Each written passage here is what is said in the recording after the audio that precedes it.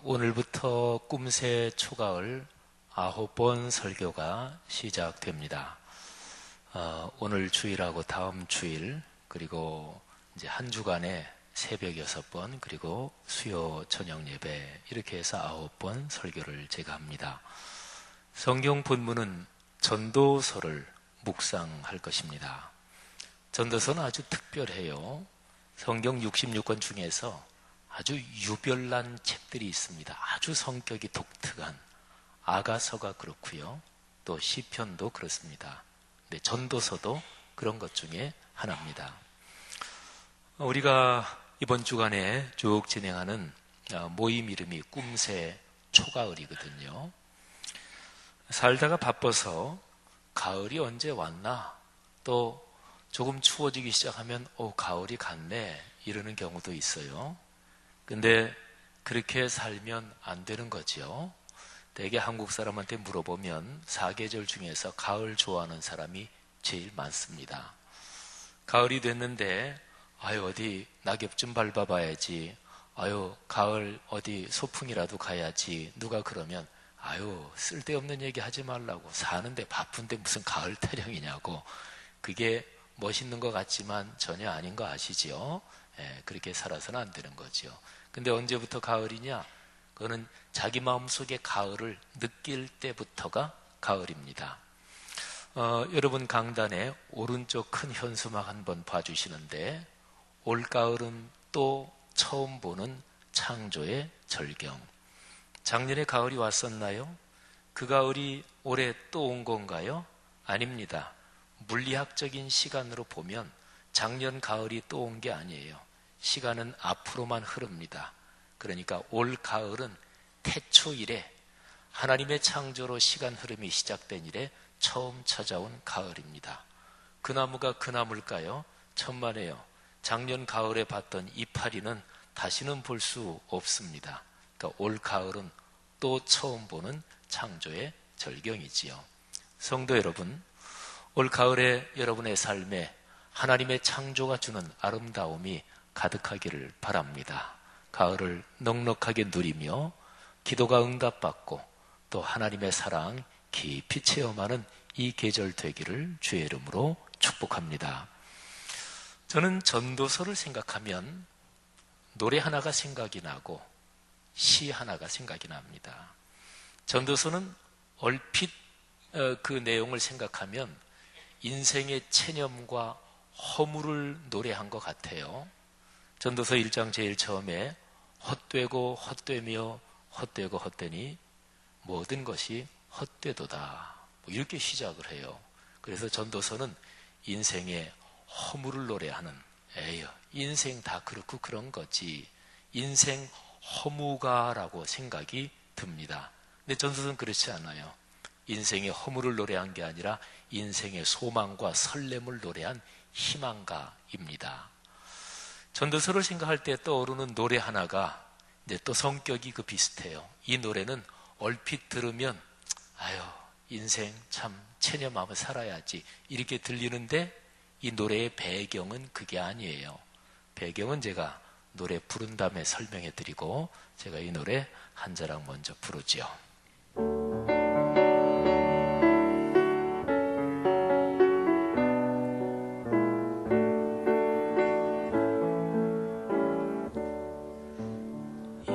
풍진 세상을 만났으니 너의 희망이 무엇이냐? 부귀와 영화를 누렸으면 내 맘이 족할까?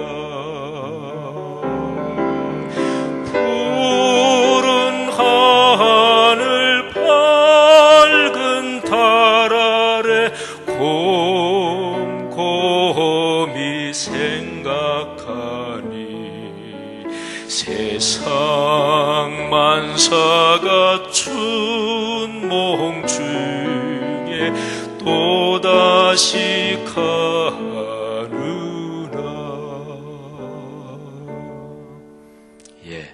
박수 안 치셔도 돼요. 네.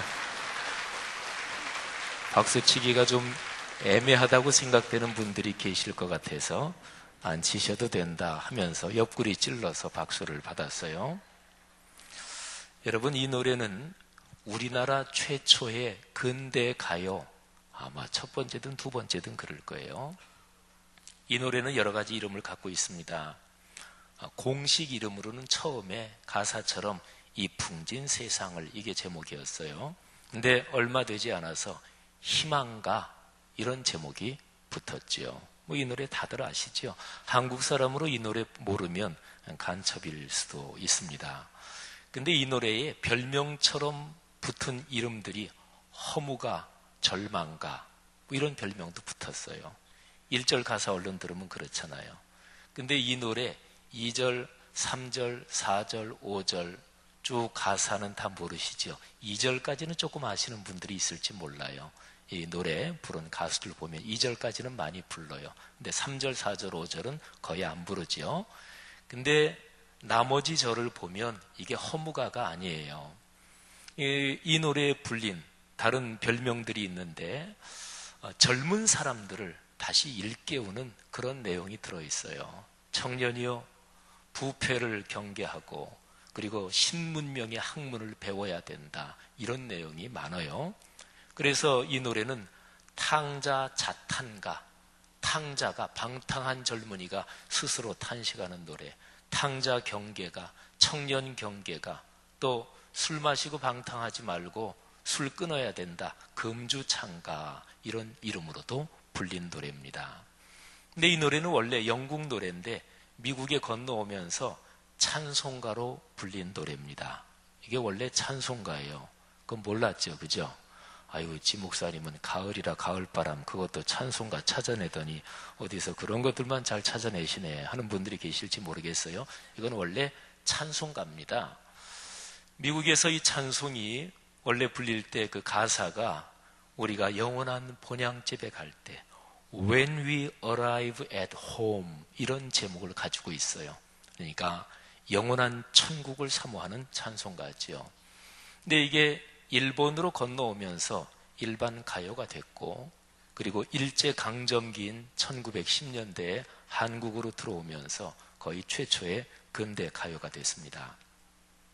민요 가수 박채선, 이류색, 이분들이 무반주 이중창으로 레코딩을 해서 발매가 됐고, 그리고 오늘날까지 이거는 수많은 가수들이 번안 또 가사를 새로 붙여서 그렇게 불렀습니다.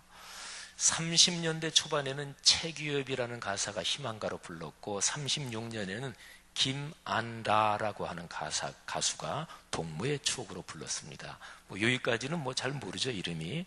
근데 이제 해방 후에 이제 이 노래를 불렀던 가수들 이름을 제가 쭉 나열할 테니까 우리 연세 드신 분들, 아우 그 사람 고복수 씨, 아유 은방울 자매, 전부 다 나와요.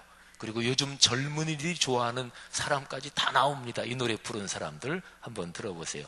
고복수, 고운봉, 김희갑, 은방울 자매 팬이나마 분들도 계셨을 텐데, 최희준, 윤한기, 송창식, 윤한기, 송창식 하면 70년대 통기타 세대네요.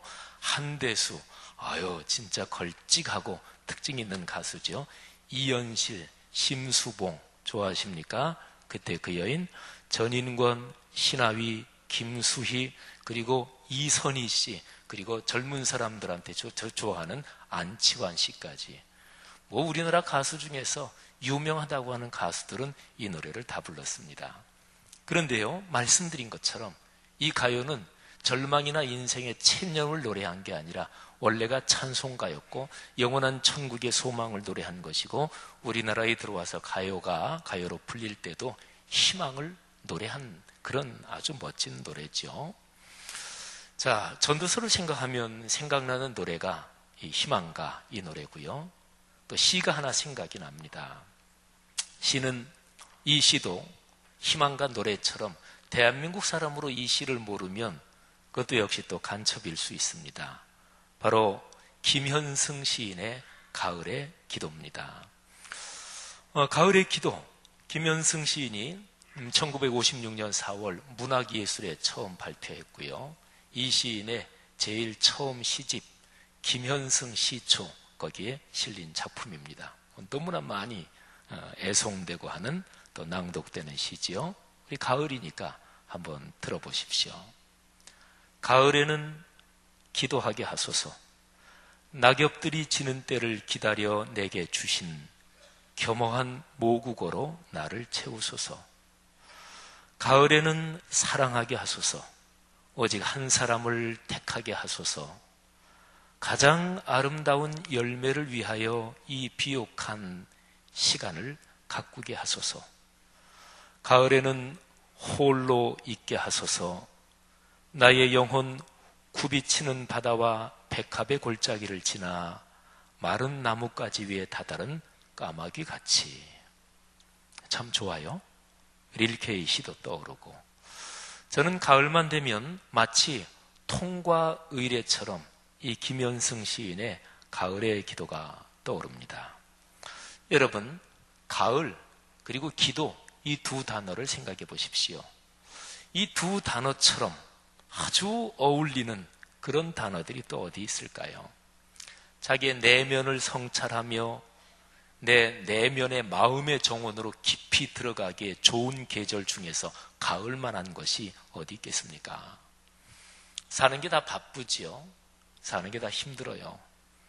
왜 살지? 이런 사치를 부릴 시간이 어디 있어요? 그냥 부지런히 닥치는 대로 사는 거지. 그래서 삶의 의미와 목적은 저 구석에 처박아둔 채 정신없이 바쁘게 살다가 그래도 가을쯤 되면 왜 사는 거야? 내가 왜 이렇게 바삐 뛰는 거지? 한번 그런 생각하면서 삶을 근본적으로 응시하게 해도 되는데, 그런 계절에 가을처럼 꽃맞는 계절이 없죠. 가을은 매년 맞이하는 가을, 계절의 사계절 중에 가을 이렇게 봐도 좋고요. 또는 인생의 가을로 봐도 좋습니다. 삶에는 현실적으로 절망할 수밖에 없는 일들이 많이 생깁니다. 제가 아까 부른 노래처럼 그야말로 이 풍진 세상을 만나서 어쩔 수 없이 견디고 살아가야만 하는 그런 상황이 누구에게나 다 있어요. 많고 적고 무지무지하게 힘들고 힘들긴 힘든데 견딜만 하다, 이런 정도 차이는 있지만 누구에게나 다 있습니다. 삶을 체념하거나 포기하는 듯한 그런 노래, 희망가 말이죠. 근데 이런 노래를 부르면 사람은 역설적으로 삶에 대한 용기를 얻습니다.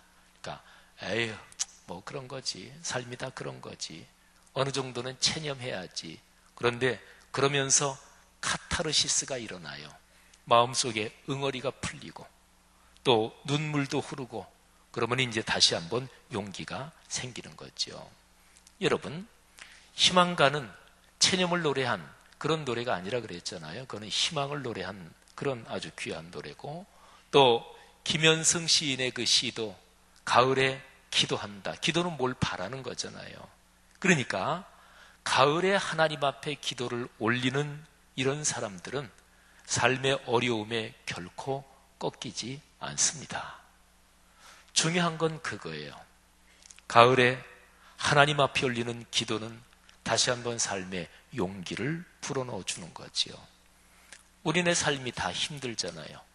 요즘에 국가적으로 또는 국제 정세, 한반도를 둘러싼 이 상황도 그렇고, 개인의 삶, 경제적인 거, 가장들이 얼마나 힘들어요. 근데 가장들은 누구나 다 그렇지만 내가 힘들다는 거 내색하면 안 되지. 우리 아내가 얼마나 힘들까, 애들한테 그런 내색하면 안 되지 하면서 아무렇지도 않은 척하지만 가장들이 힘드시죠. 또 현명한 아내, 가정주부들은 그렇지 않아도 우리 신랑, 우리 남편 힘든데 내가 힘을 잃으면 안 되지. 그래서 평소보다 유난히 더 수다도 떨고 또는 명랑한 척하지만 부인들도 다 힘드시죠. 애들은 어른들이 보기에, 부모가 보기에 저놈들 철딱선이 없어서. 근데 안 그래요. 애들도 다 생각이 있습니다.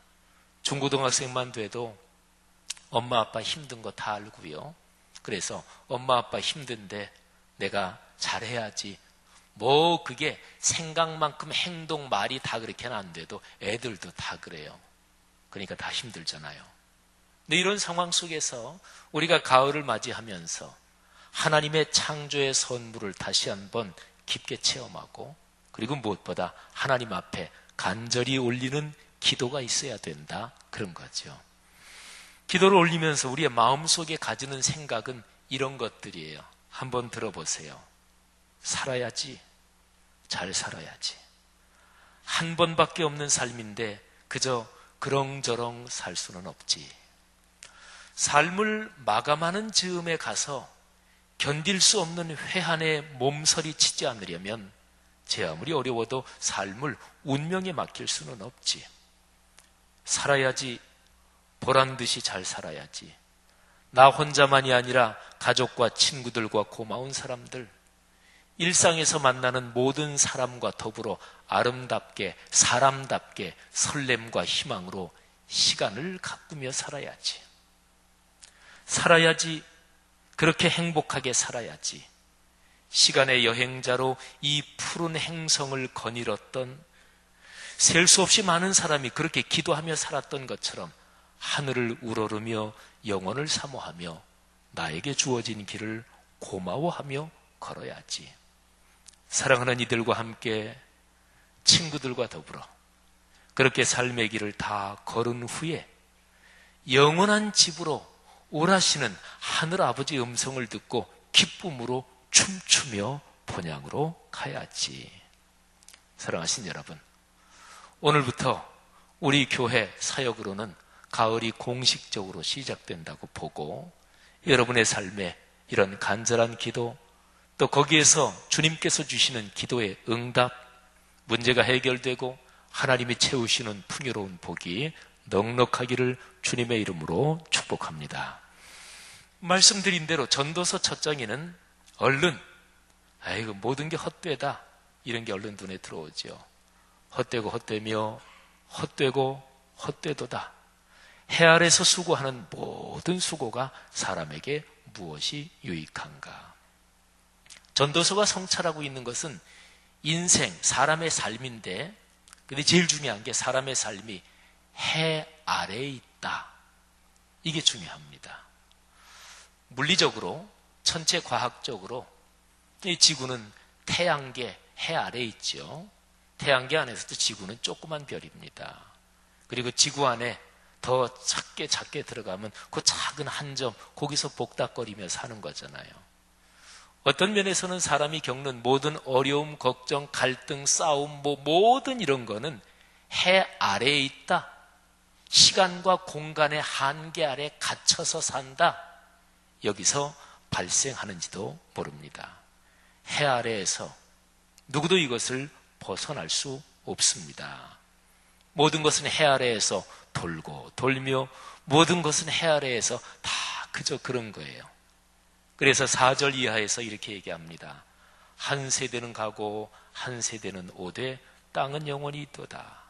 해는 뜨고 해는 지되 그 떴던 곳으로 빨리 돌아가고, 바람은 남으로 불다가 북으로 돌아가며 이리 돌며 저리 돌아 바람은 그 불던 곳으로 돌아가고, 모든 강물은 다 바다로 흐르되 바다를 채우지 못하며 강물은 어느 곳으로 흐르든지 그리로 연하여 흐르느니라.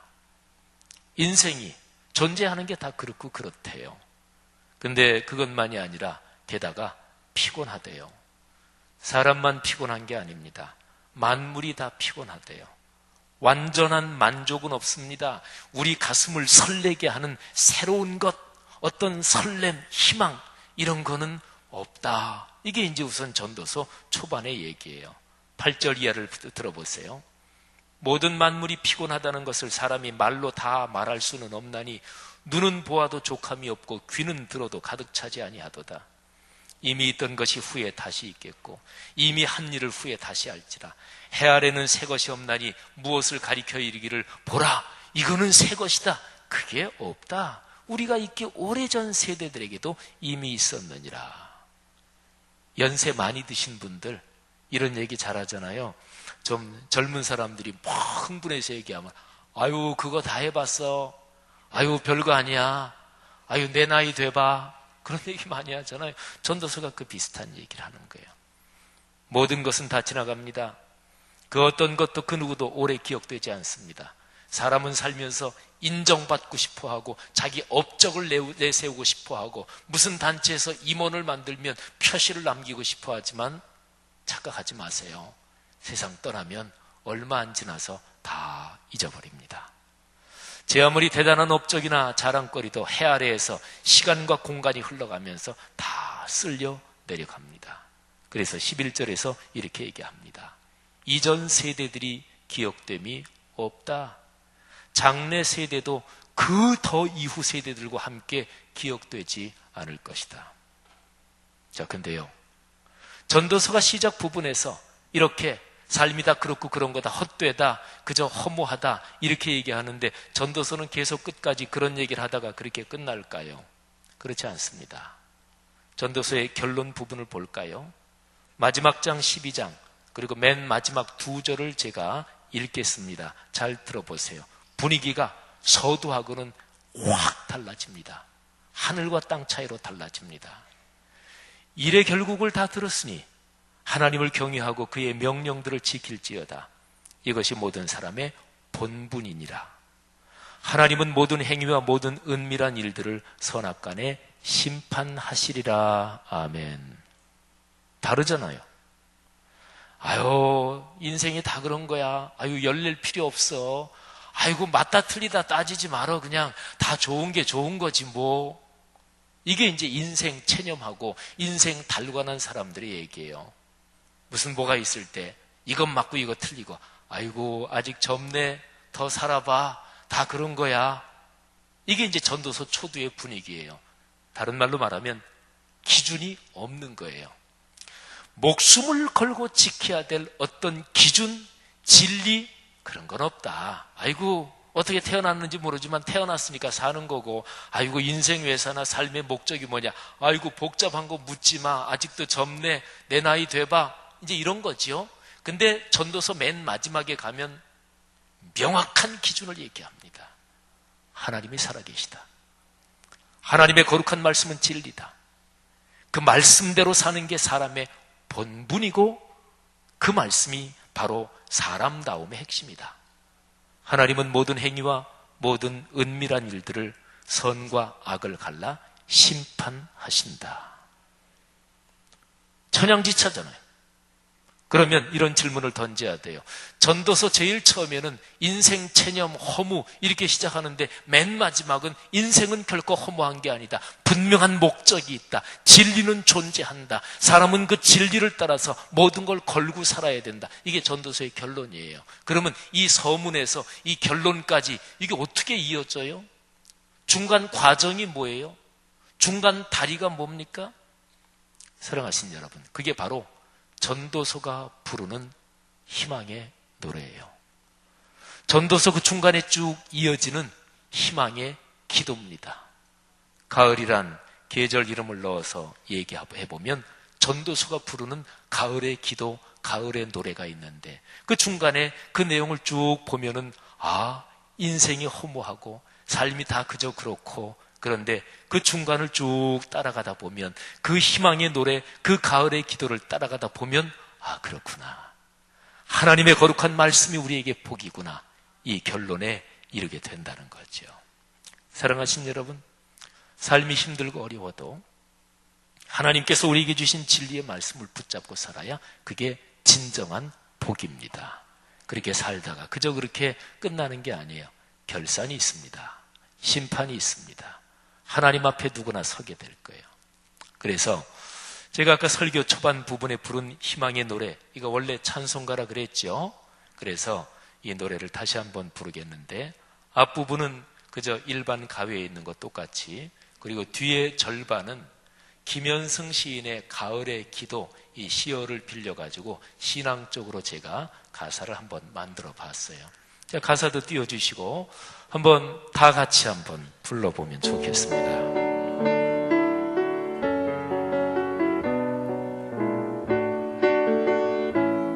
조금만 듣게요. 이 풍진 세상을 만났으니 너의 희망이 무엇이냐 부귀와 영화를 누렸으니 내 맘이 족할까 가을 하늘 주님 사랑 간절히 기도하네 영원한 본향에 이르도록 말씀에 순종하 가을 하늘 주님 사랑 가을 하늘 주님 사랑 간절히 기도하올수 영원한 본향에 이르도록 말씀에 순종하세. 아멘, 아멘.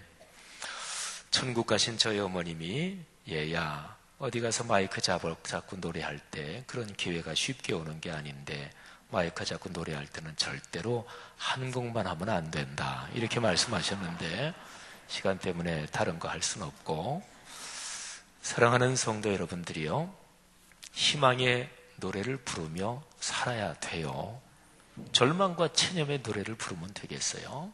그리고 불평, 원망, 비방 그리고 남을 위한 원한, 분노를 품으면 그건 기도는 아니지만 그런 걸 품으면 구조로 보면 그게 기도하고 똑같은 거예요. 남에 대한 미움, 저놈 잘못됐으면 좋겠다. 간절한 소원이 되는 거죠. 그게 구조는 기도하고 똑같아요. 그런 기도 올리면서 살면 내 인생이 망가지잖아요. 하나님을 향한 가을의 기도를 올리며 살아야 마땅하지요. 근심과 두려움 그리고 원망과 미움, 불평, 불만을 통해서 우리를 허무와 절망으로 끌고 가려는 악한 영에게 틈을 주지 마십시다. 희망의 노래와 가을의 기도로서 우리에게 허락된 이 가을의 풍요로움을 누리시고 기도의 응답을 받고 복을 누리시기를 주의 이름으로 축복합니다. 오늘이 첫 설교인데 이 가을의 기도를 주제로 한 9번의 설교 다 새벽 예배 참석하시고 수요 예배도 참석하시고 다음 주일까지 이 전도서 말씀이 여러분의 인생에 평생 잊지 못할 축복이 될 것입니다. 주의 은총이 여러분에게 함께 하시기를 축원합니다. 기도하겠습니다.